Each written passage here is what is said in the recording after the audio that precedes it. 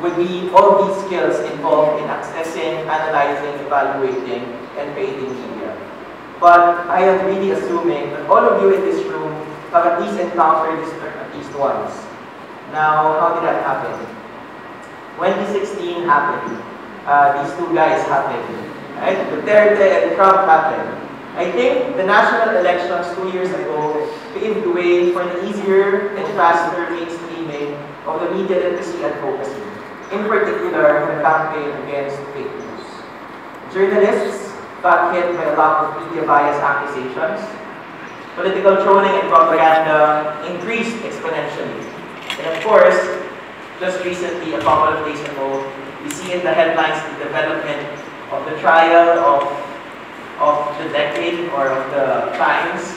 And we're seeing Mark Zuckerberg and Facebook facing a lot of criticisms for letting all these happen and not even being accountable for it. So today is a very good time to advocate for media literacy.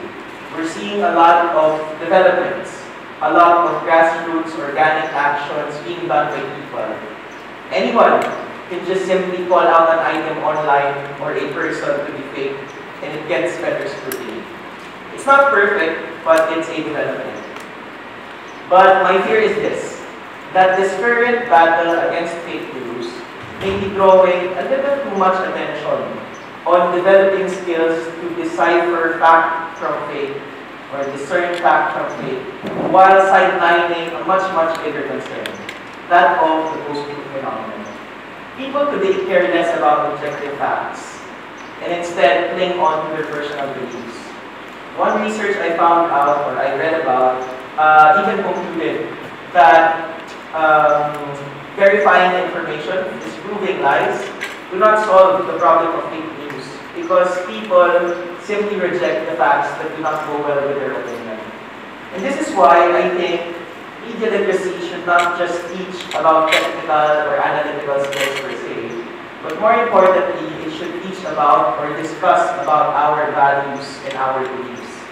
Media literacy could, and therefore, it should challenge people to confront their individual and collective biases as reflected in their media choices, whether in news, music, TV, film, stuff we post online, etc.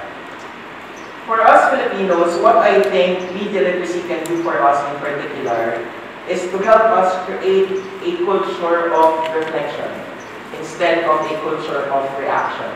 Let's first watch this video.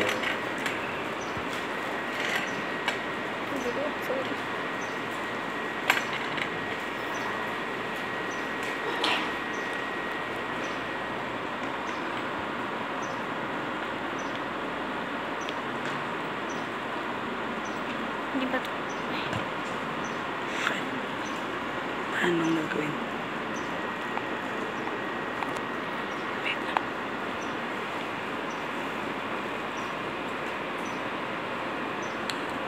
Hindi niya kaya gumana. Gagana. Pababa.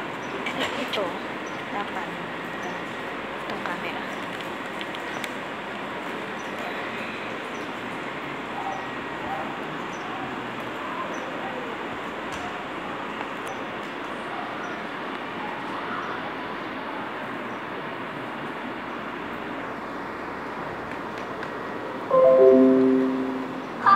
Masaya! Maraming emosyon. Ang galing ni Pia!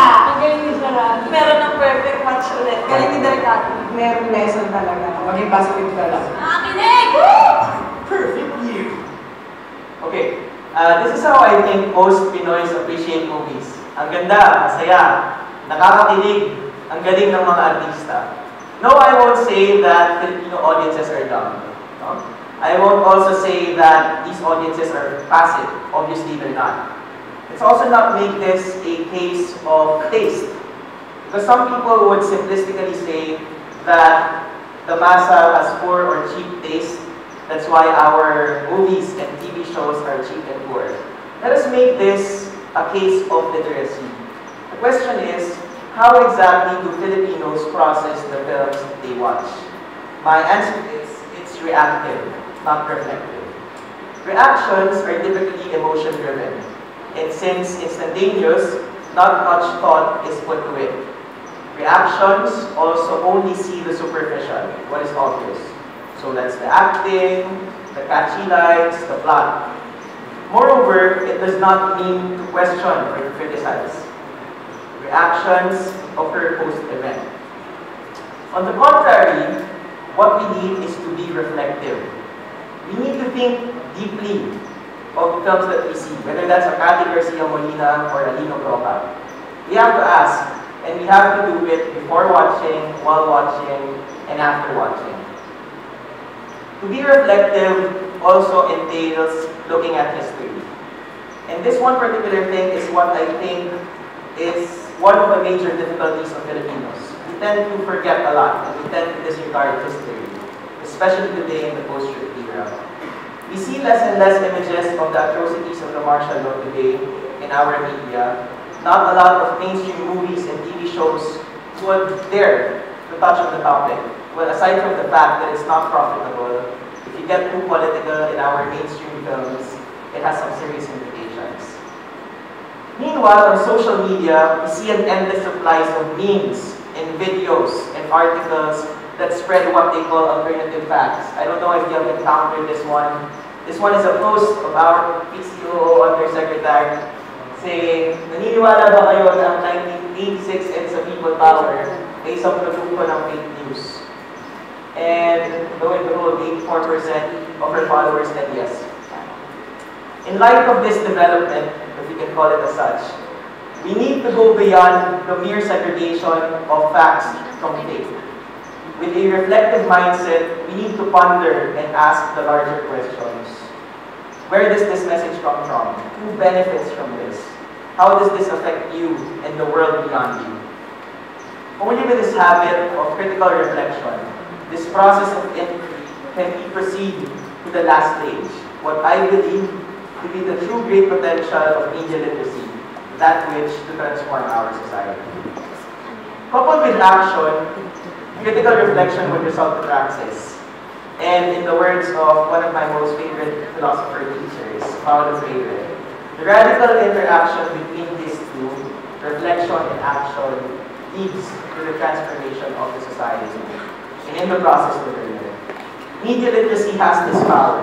It can teach our youth not only to critically reflect on the media texts that they consume, but also teach them to create their own alternative media. And this is how consciousness is raised, the true end goal of media literacy. Before I end, let me just share with you some of the works of my students, of our participants in OOTV workshops, and in my own class. First one is our spoof ads. It's on the slide.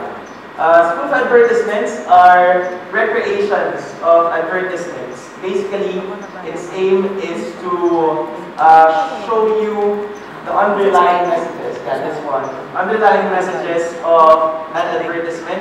It also aims to question and criticize them. Another example I have here are zines. I don't know if you're familiar with this form of medium.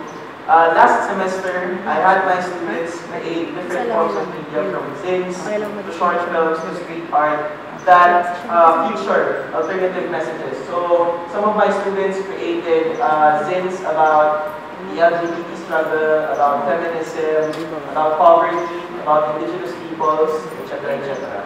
And then the last example I want to show you is just a clip from a short film produced by my high school student. Let's watch this. Very short clip. Dito na.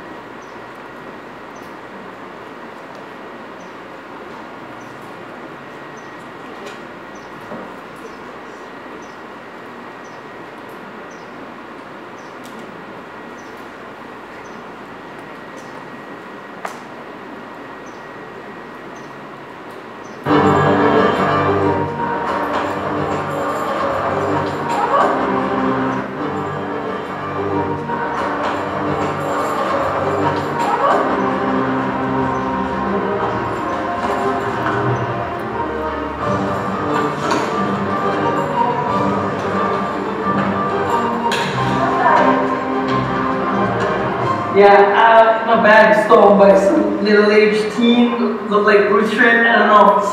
I don't know. I don't know what to say anymore. Oh my god! Everything happened so fast. I don't know what to say anymore.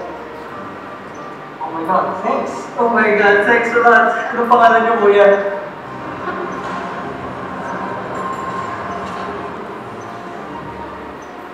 Alright, that's a clip. It's very short. Out of the 30 or so films that were submitted to me by my students, this one had a different feel. It wanted to be funny. It had the superhero vibe.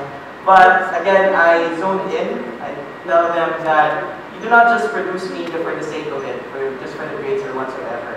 So the very straightforward message that they want to tell here is that people assume that when we talk about superheroes, it's a man thing. It's a man's job to save people, right? But here, the hero or the superhero is a man.